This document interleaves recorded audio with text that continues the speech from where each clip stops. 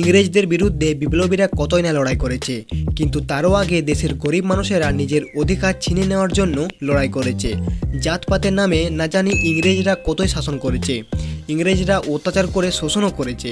আর পূর্বপুরুষের কাছে শোনা কাহিনী তারা বিশ্বাস রেখেছে যে একদিন ভগবান এসে তাদের সব দুঃখ কষ্ট মিটিয়ে দেবে। তো বন্ধুরা, কেমন আছো? আশা করছি ভালো আছো। 2024 সালে ধনুষ অভিনীত ক্যাপ্টেন মিলার মুভিটিকে এক্সপ্লেন করতে চলেছি। তো বন্ধুরা, আমি আকাশ, দেখছো বেঙ্গলি ভিউ। চলো আজকের ভিডিও শুরু করি।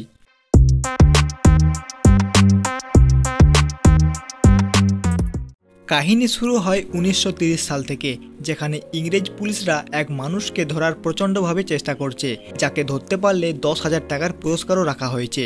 তার নাম হলো মিলার, যে ইংরেজ পুলিশ অফিসারদের হত্যা করে আর তাদের পকেট থেকে ওয়ান্টেড করা কাগজটিকে তাদের রক্ত দিয়ে মিলারের উপরে ক্যাপ্টেন লিখে অন্য মিশনে চলে যায়।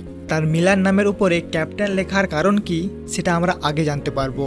যারা মিলারের দলে ছিল তারা ভাবে যে মিলারের ইংরেজদের প্রতি এত রাগ কেন, মিলারের আগে ক্যাপ্টেন লেখেনি, না তার নিজস্ব কিছু জমানো ক্রোধ রয়েছে। মিলারের রাগ ছিল অন্য কারণের জন্য। সে শুধু ইংরেজদেরই শত্রু নয়, ছোট থেকে সে যে গ্রামে বসবাস করত তাকে সেখান থেকে তাড়িয়ে দেওয়া হয়। তার উপরে ইংরেজদের এত শত্রু কেন, কেন তাকে গ্রাম থেকে তাড়ানো হয়েছিল, সেটা আমরা আগে জানতে পারবো। কাহিনীর ফ্ল্যাশব্যাকে দেখানো হয় ঈশা নামে একটি ছেলেকে, যে তামিলনাড়ুর এক গ্রামে বসবাস করত, যেখানে রাজা অনেক বছর ধরে সেখানে মানুষদেরকে মন্দিরে যেতে মানা করেছে। কিন্তু মন্দিরটি সাধারণ মানুষেরাই তৈরি করেছিল, আর তাদের রাজা তাদেরকে শোষণ করতে এতটুকুও দ্বিধাবোধ করেনি। গ্রামের মানুষের একটাই আশা যে তারা যেন মন্দিরে প্রবেশ করে ভগবানের দর্শন করতে পারে, কিন্তু সেটা 600 বছর ধরে সম্ভব হয়ে ওঠেনি। কিন্তু এখন ভগবানের দর্শন হওয়া কোনোমতেই সম্ভব ছিল না, কারণ এখন রাজাদের সাথে সাথে ইংরেজরাও অত্যাচার চালিয়ে যায়। রাজা সে নামের রাজা ছিল, কারণ তাকেও ইংরেজদের হুকুম মানতে হতো। তারপর রাজার পরিবারকে দেখানো হয়। রাজার একটি মেয়ে ও একটি ছেলে ও তার ভাইজি রয়েছে। রাজার ছেলে অত্যন্ত কঠোর মনের মানুষ ছিল, সে গ্রামবাসীদের খুবই অত্যাচার করত। আর রাজার মেয়ে অনেক দিন পরে মন্দিরে এসেছে, তাই ঈশা ও তার বন্ধু দুজনে মিলে পরিকল্পনা করে যে তারা রাজকুমারীকে দেখতে যাবে।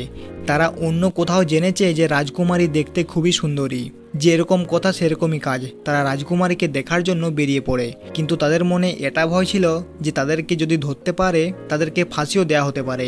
তারা রিস্ক নিয়ে রাজকুমারীকে দেখার জন্য চলে যায়।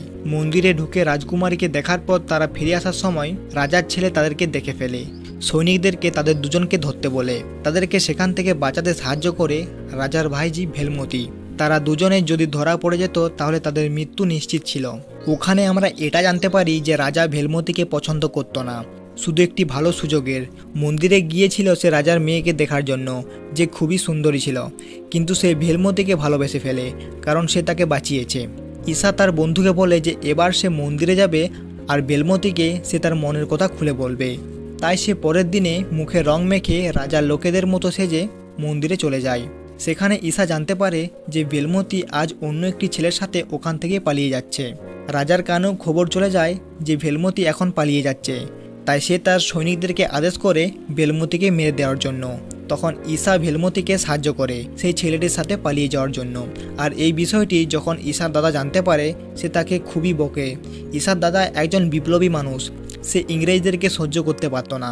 ঈশার দাদা জানতে পারে যে ঈশা ব্রিটিশ মিলিটারিতে যোগদান দিতে চাইছে, তাই সে ঈশাকে মানা করছিল। তখন ঈশা বলে, যাদেরকে আমরা আপন মনে করি তারাই আমাদেরকে পায়ের নিচে রাখতে চায়। মন্দিরে তো তারা কোনোদিনই ঢুকতে দেয় না, এবং কি তারা অত্যাচারও করে। আর আজ যদি আমি মিলিটারিতে যোগদান দিই, সেখানে আমি সম্মান পাবো, সেখানে কোনো জাত ভেদাভেদ নেই, আর সেখানে পরার জন্য ইউনিফর্ম ও শুজ পাবো। ঈশা তো ভেবে নিয়েছে যে তাকে মিলিটারিতে জয়েন দিতেই হবে, তা যাই হয়ে যাক না কেন। আর আগের দিনেই সে মিলিটারিতে জয়েন দিয়ে দেয়।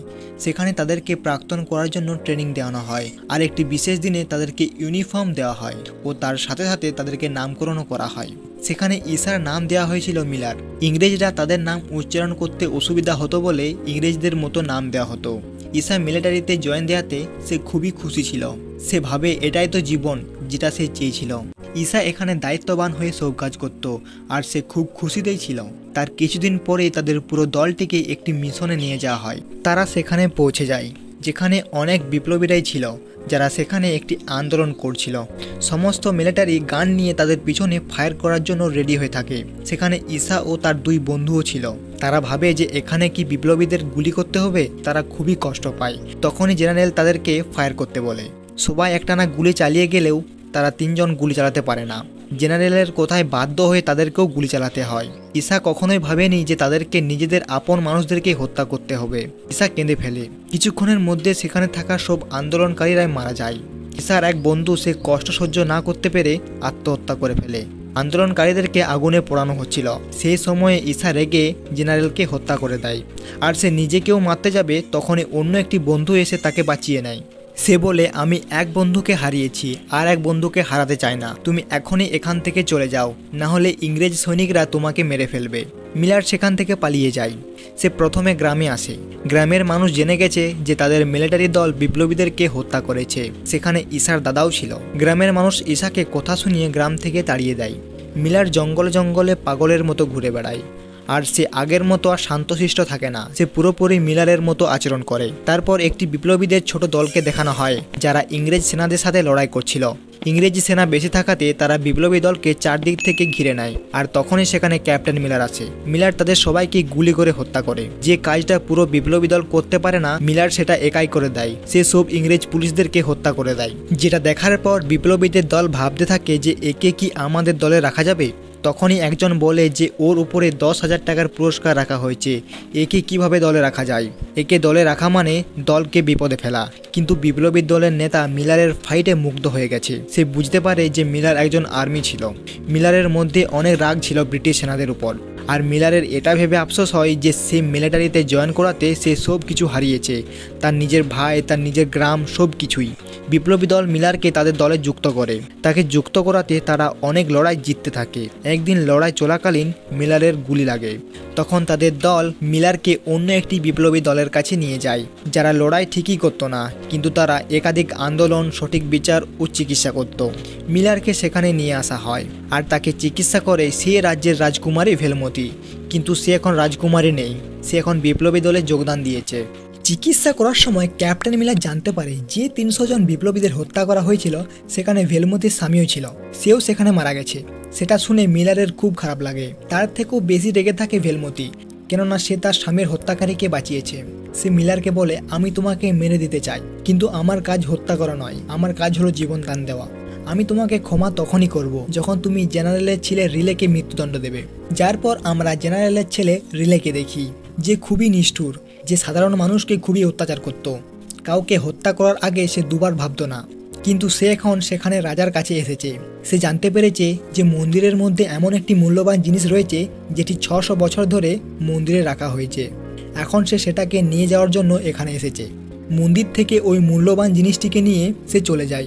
এটা দেখে রাজার খুবই খারাপ লাগে, কিন্তু সে কিছুই করতে পারবে না, কারণ সেও ইংরেজদের দাস। রাজা বুঝতে পারছিল না যে তাকে এখন কি করা উচিত। সে ইংরেজদের বিরুদ্ধে গিয়ে মূল্যবান জিনিসটিকে ফিরেও আনতে পারবে না, কেননা ইংরেজদের সৈন্য খুবই বড় ছিল। সে প্ল্যান করে যে এ কাজ ক্যাপ্টেন মিলারকে দিয়ে যদি করানো হয়, সে যদি ইংরেজদের দলের সাথে যুদ্ধ করে ওই মূর্তিটি ফিরিয়ে নিয়ে আসে। তাই রাজা তার ছেলেকে দিয়ে ক্যাপ্টেন মিলারকে এ কথা বলতে বলে যে সে যদি এ কাজ করে দেয় তাহলে রাজা গ্রামের মানুষকে মন্দিরে প্রবেশ করতে দেবে। মিলার জানতো যে রাজা কখনোই গ্রামবাসীদেরকে মন্দিরে প্রবেশ করতে দেবে না, তবুও সে রাজি হয়ে যায়। তারপর যখন রিলে ও তার সৈন্যরা ফিরে যাচ্ছিল, তখন মিলার ও তার দল ইংরেজদের উপরে হামলা করে। এখানে একটি জোরকাল ফাইট সিন দেখানো হয়। ক্যাপ্টেন মিলার ও তার দল সবাইকে এক এক করে হত্যা করে। এই ফাইট সিনটি মোটামুটি 15 থেকে 20 মিনিটের মতো হয়। মিলার সবাইকেই মেরে দেয় আর রিলে আধমরা অবস্থায় পড়ে থাকে। রিলে বলে, তুমি আমাকে ছেড়ে দাও, আমি তোমাকে ওয়ান্টেড ক্রিমিনাল থেকে মুক্তি দেয়া করাবো। তখন মিলার বলে, একটি মেয়ে আমাকে 2 বার বাঁচিয়েছে, সে চায় যে আমি যেন তোমাকে হত্যা করি। এখন আমাকে কি করা উচিত? তারপর সে রিলেকে মেরে দেয়। আর মিলারের কাছে এখন সেই মূল্যবান মূর্তিটিও রয়েছে। মিলার সেটাকে নিয়ে তার দলকে ধোঁকা দিয়ে সাইলন চলে যায়। মিলারের দল এটা ভেবে খারাপ লাগে যে মিলার তাদেরকে ধোঁকা দিয়েছে। তারপর ইংরেজরা সেই দলের উপরে হামলা করে। মিলার দলে না থাকাতে তাদের দল ভালোভাবে লড়াই করতে পারছিল না। আর তখন অনেক বিপ্লবীরাই মারা যায়। তখন সে আন্দোলনকারী বিপ্লবীদের হাতেও গান তুলে নিতে হয়। সেখানে ভেলমতিও ছিল, কিন্তু তাতেও কোনো কিছু করার ছিল না। ইংরেজ সৈন্যদের সংখ্যা বেশি থাকাতে বিপ্লবীদের আত্মসমর্পণ করে নিতে হয়। ব্রিটিশ সরকার বিপ্লবী দলের নেতাকে জিজ্ঞাসা করে যে মিলার কোথায়। তারা জানতো যে মিলার সাইলনে গিয়েছে, কিন্তু সে সাইলন থেকেও চলে গেছে। জেনারেলের খুব রাগ হয়, কেননা সেই মূর্তিটি ও মিলার দুজনকেই চায়। তাই তারা গ্রামের লোকেদের উপরে অত্যাচার করে আর তাদেরকে নিষ্ঠুরভাবে মারধর করতে থাকে। শুধু তাই নয়, প্রতি ঘন্টা অন্তর অন্তর এক এক করে গ্রামের মানুষদেরকে হত্যা করতে থাকে। যদি তারা মিলারের ঠিকানা না দেয় তাহলে পুরো গ্রামবাসীদেরকেই মেরে দেবে। কিন্তু গ্রামবাসী জানতোই না যে মিলার এখন কোথায় রয়েছে। এরকমভাবে রাত হয়ে আসে, কিন্তু তার আগেই মিলার সেখানে চলে আসে কিছু বড় বড় বন্দুক নিয়ে আর ইংরেজদের উপরে হামলা করে। মিলার যাদের থেকে বন্দুক কিনত তাদেরকেও নিয়ে এসেছে গ্রামের মানুষকে বাঁচানোর জন্য। তারা সবাই মিলে ইংরেজদের সাথে লড়াই করছিল আর ইংরেজরা ও জেনারেল সেখান থেকে পালিয়ে যেতে বাধ্য হয়। এমন কি ঘটলো যার কারণে মিলার সাইলন থেকে গ্রামে ফিরে এসেছে? ফ্ল্যাশব্যাকে দেখানো হয় সাইলন যাওয়ার পর মিলার যখন বাক্সটি খুলেছিল সে মূর্তিটিকে দেখেছিল, যেটা দেখার পরেই সে ফিরে এসেছে। লড়াই করে ইংরেজদেরকে তাড়িয়ে দিলেও সমস্যা এখনও সমাধান হয়নি, কারণ এবার মন্দিরটিকেও গ্রামবাসীদের দখলে নিয়ে আসতে হবে। রাজা তো গ্রামের মানুষকে মন্দিরে প্রবেশ করতে দিতে চায় না, কিন্তু তাদেরকে রাজার সৈন্যদের সাথে লড়াই করে মন্দিরটি দখলে নিয়ে আসতে হবে। রাত্রের সময় রাজার সৈন্যদের উপর গ্রামের মানুষেরা হামলা করে দেয়, যে সৈন্যরা মন্দিরে ছিল।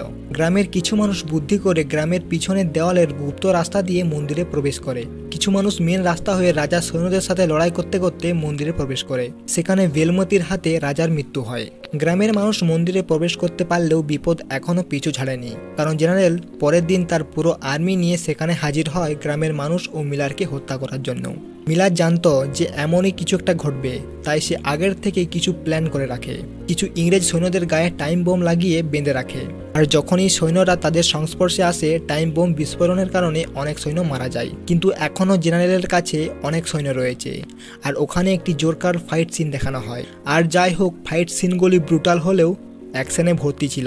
ইংরেজ সৈন্য বেশি থাকাতে মিলারের দ্বারা সামলানো সম্ভব হচ্ছিল না। আর তখনই অন্য একটি বিপ্লবী দল আসে, যাদের নেতা হলো ইসাবদাদা সেঙ্গানান। সেঙ্গানান গ্রামের লোকের কাছে নরমপন্থী হলেও সে একজন চরমপন্থী। তারা এসে মিলারকে সাহায্য করে, ইংরেজদেরকে এক এক করে হত্যা করে। শেষ পর্যন্ত তারা জিতে যায়। শেষের সিনে দেখানো হয় সে বাক্সটির ভিতরের মূর্তিটিকে, যেটা এক দেবতা ছিল, যেটা একদম মিলারের মতো দেখতে। গ্রামের মানুষ ভগবানের দর্শন পেয়ে ইমোশন হয়ে যায় আর ঈশাকে তারা আপন করে নেয়। আর এই মুভিটি এখানে শেষ হয়ে যায়। তো বন্ধুরা, ভিডিওটি কেমন লেগেছে? যদি ভালো লেগে থাকে তাহলে একটি লাইক করো আর চ্যানেলটিকে অবশ্যই সাবস্ক্রাইব করো পরবর্তী ভিডিও দেখার জন্য। ধন্যবাদ।